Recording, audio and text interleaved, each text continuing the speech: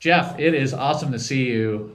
It is a really cool moment for me. I've known you for about a decade at this point, and you were an early backer of one of my prior companies. So I always hold that near and dear to my heart, your support.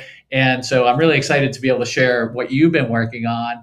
For folks who have been in the New York tech scene, they definitely know you, know your background, but we have a lot of folks who are watching this from all over the US and even all over the world. So would love to just have you give a little bit of background about yourself and your entrepreneurial journey.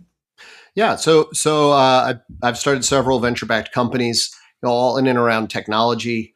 Um, from that, I got into angel investing, and more recently, in 2018, we launched the GPO Fund, which is a growth stage venture fund. And the reason we launched the fund was when I was a founder.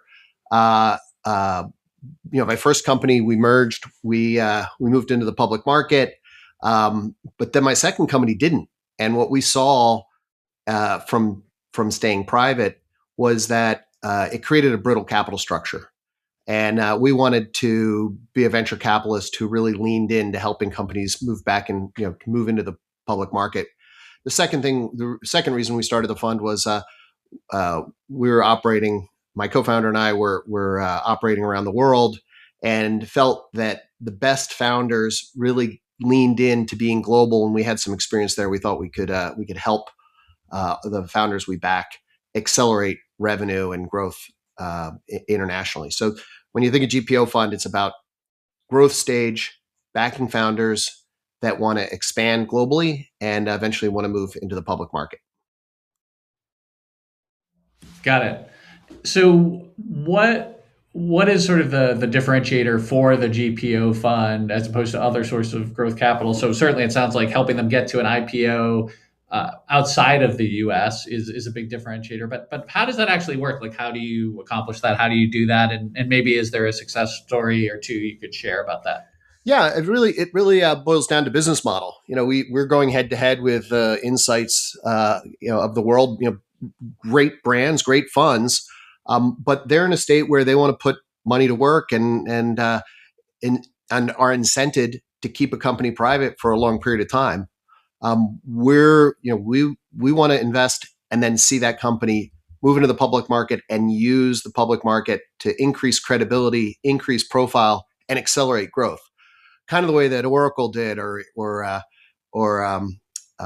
Intuit, or the great companies of the 80s and 90s would go public before they were unicorns, and then use the publicity, flexibility, ability to attract talent to accelerate their growth. So we wanted to really lean into that approach, and I think for the most ambitious founders, it resonates. And so what would be an example of maybe a GPO fund success story that you've seen in helping them putting in that growth capital and then taking them public on a non-US exchange? Yeah, well, it doesn't have to be a non-US exchange, but it does have to be what we call global. So for us, it's about building an investor base of public market investors, giving them exposure to the company before you go public. So whether you're listing in the US or you're listing in London or you're listing in Australia or Canada, you're going to attract and have built relationships with investors from those regions before you go public. So the key, which exchange is right, depends on the company. It depends on the investor base, but the important thing is to have built those relationships.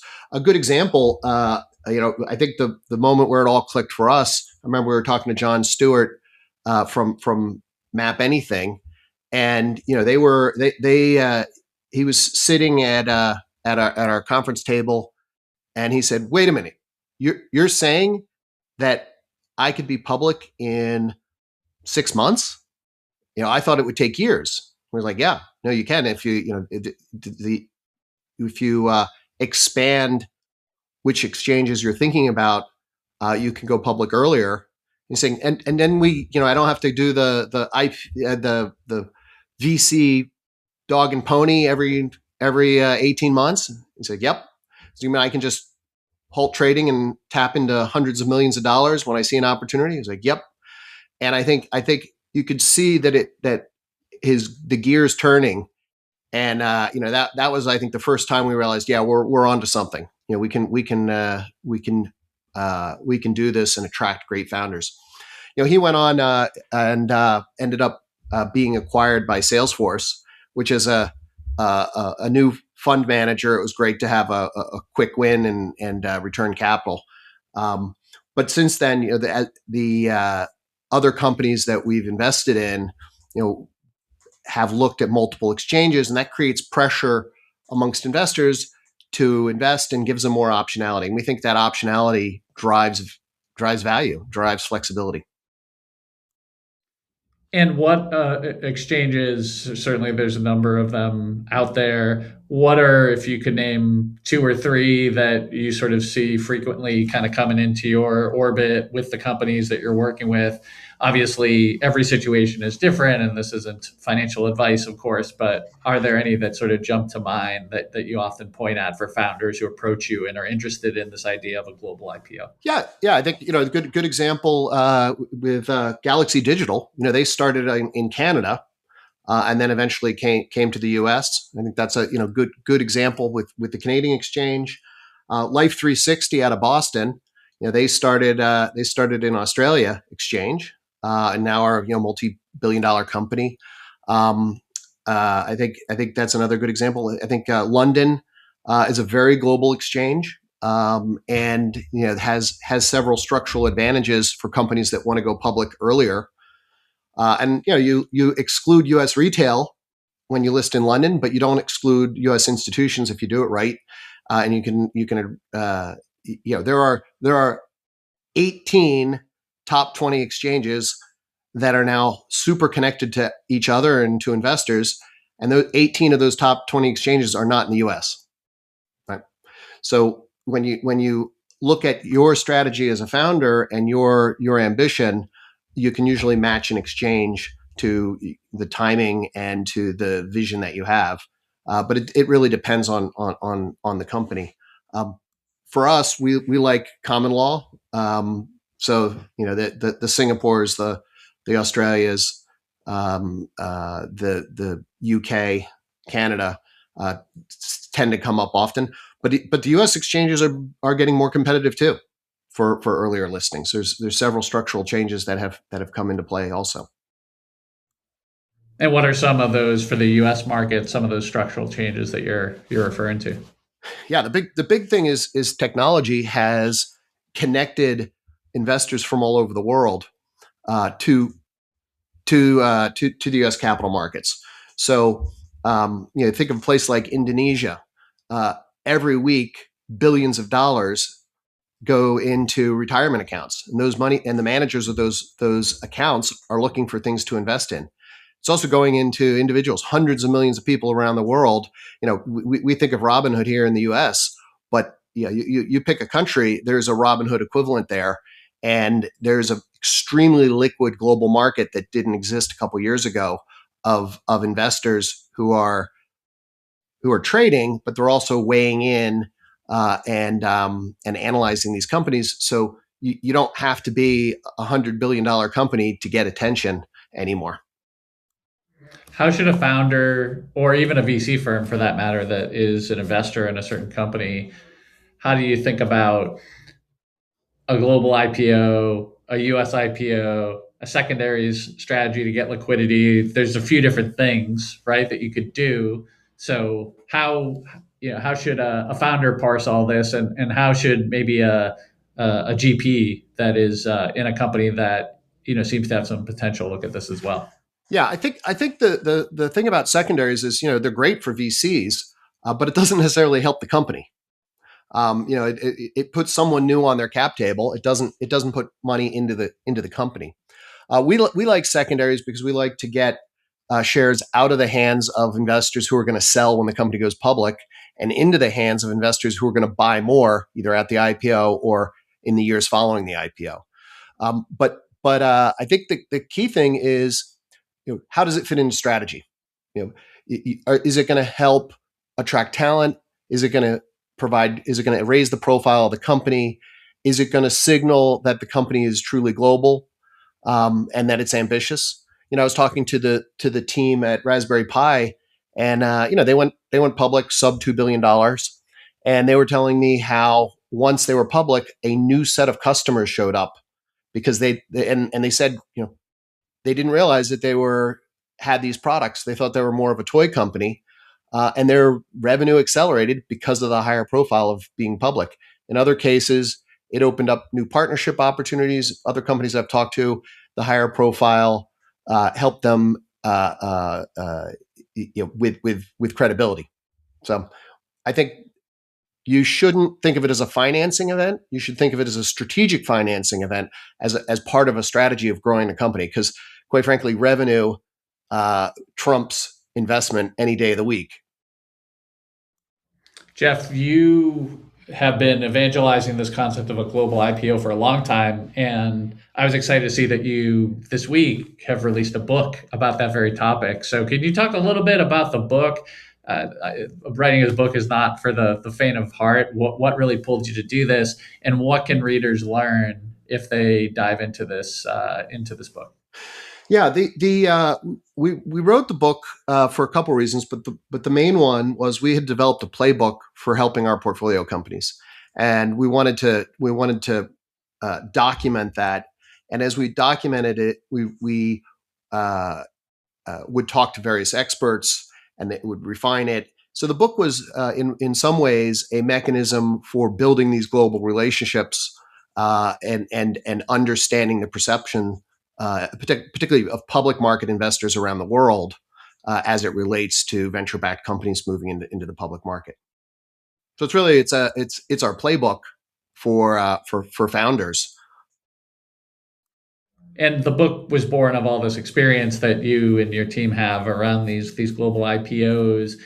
In the process of putting the book together, was there anything new you learned? It is the playbook that you've developed over the years, but any new insights that came out of the research or out of even the creation of a book from all the stuff that was floating around in your head for the last several years?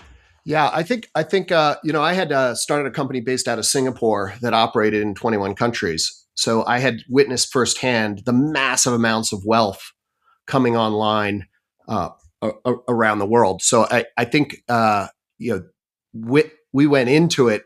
I went into it with an understanding that there was a high demand for listed growth companies around the world.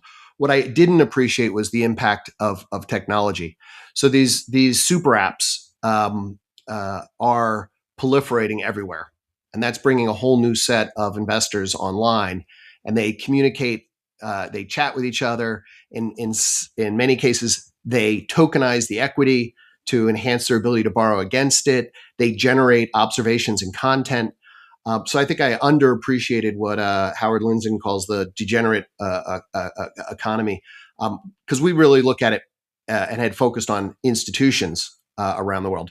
I think the second thing that I underappreciated was the impact of AI on the listing process. Essentially, the filing and paperwork and ongoing disclosure is getting massively easier thanks to AI. But also the business of running an exchange is getting easier. So that means that exchanges are simplifying the process, but they're also now competing with each other. So there's new exchanges coming online, like the Texas exchange, for example, and these because of the interconnected nature of the markets, these exchanges are competing globally with other exchanges, and I think the mental model is correct. The company, the exchange, and the investor can all be in multiple jurisdictions, and I think increasingly we're going to see that. And that's really the way to think of a market, as a giant cloud of capital. So I had not heard of the Texas Exchange. Tell me a little bit more about that. Yeah, so there is a substantial effort underway for a new exchange in Texas, and they're in the process of getting regulatory approval. The long-term stock exchange is a US is another one that's coming online, and internationally, there's at least a dozen efforts underway. And in many cases, they're using the blockchain or a blockchain distributed ledger to speed up settlement, to increase transparency, and to reduce systemic risk. So it's going to be really interesting. The other thing is the geopolitics. When a government wakes up and says, "Oh, you know what, we're going to confiscate your assets," like they threatened to in the case of Russia, um, uh, or even more recently, assets were confiscated related to funds that were set aside for purchasing munitions. When you move to an environment where if you're not in control of how you're trading and where you're custodying, it really makes large investors rethink how and where they trade. And I think that's creating an opportunity for a more distributed trading environment and listing environment. Jeff, really appreciate you highlighting with our audience the whole trend around these global IPOs, and congrats on the book. I know that is no small effort, and I have the copy right here. Actually, I've been digging into it, and I'm learning a bunch as well. So thank you so much. Really appreciate it. It's always great to see you. Thank you for having me.